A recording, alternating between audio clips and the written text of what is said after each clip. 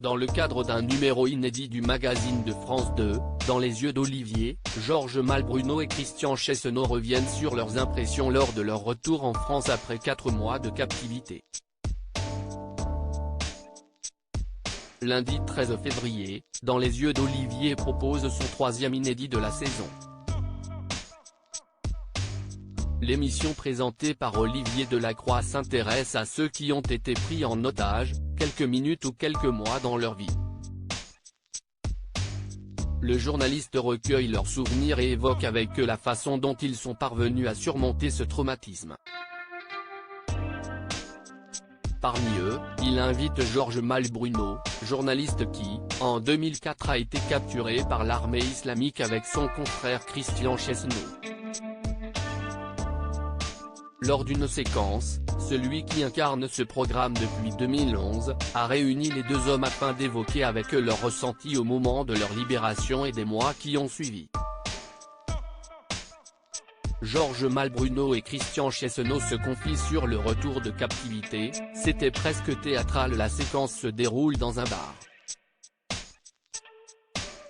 À l'écart, Olivier Delacroix, Georges Malbruno et Christian Chesneau évoquent cet événement qui a rendu les journalistes connus par la France entière.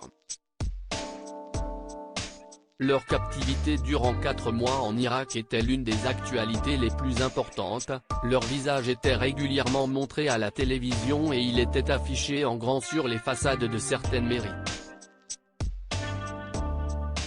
Lors de leur libération, l'événement devient national. L'atterrissage de l'avion qui les ramène en France occupe alors toutes les chaînes d'information en continu. Les deux otages fraîchement libérés sont saisis par la foule, mais surtout par l'émotion de retrouver leurs proches. Il y a une image qui m'a frappé, que j'ai revue après, si est-il étreinte avec ma mère.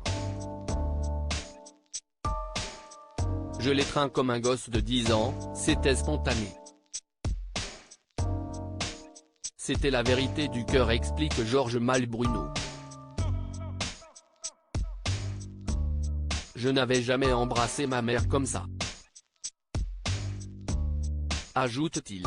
Il y a un choc émotionnel de son côté, Christian Chesneau est saisi par ce qu'il se passe autour d'eux, c'était presque théâtral, concède-t-il avant de se rappeler de ce moment où il descend de l'avion. Il y a un choc émotionnel car vous retrouvez vos parents, vos amis et si est-il vraiment à couper le souffle.